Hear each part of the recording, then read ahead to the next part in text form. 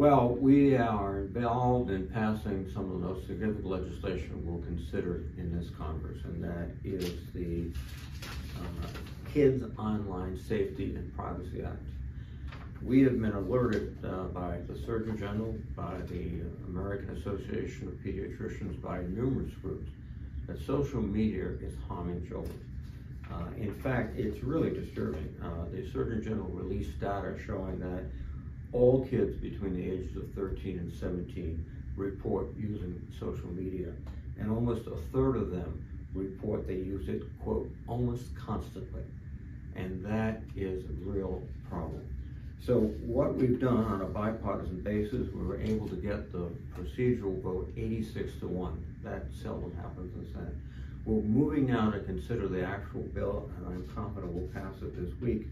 And what it will do, it requires social media companies to automatically have the strongest privacy settings for children by default. So if you're a child, you cannot go places where certain children can go now. It's going to require social media companies to stop their most addictive features and opt out of these personalized algorithms, which basically target a child and keep reinforcing in many cases, in most cases, not the best websites and media places. And as a result, they're really trying to addict the child. So their advertising will go up, their number of users will go up. That's wrong, and it's very detrimental to children.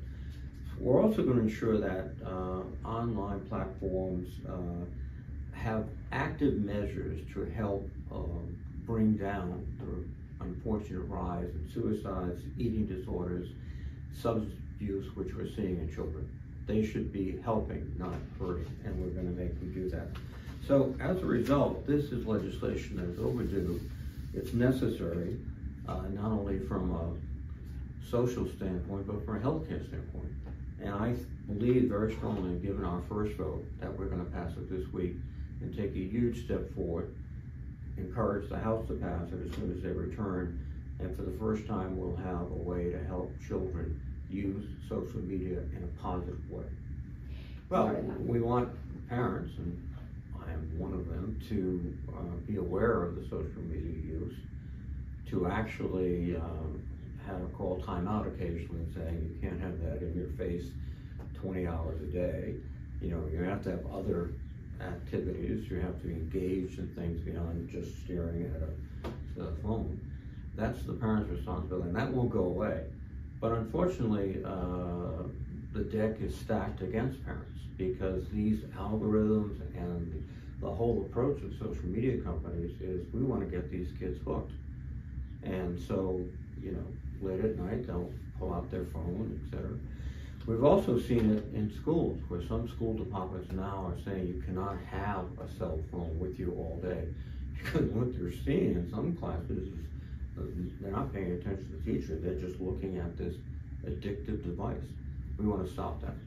And it'll be to the benefit of children, but also the benefit of families, and also for the benefit of the country. But, you know, we're trying to make this comprehensive, but we understand we'll learn with experience. We'll get better prepared after this law goes into effect. We'll see what the shortcomings are.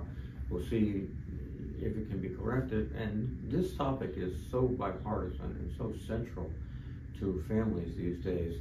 I think we'll be in the mode to improve it as it's deployed and keep watching over it. And it's a first step.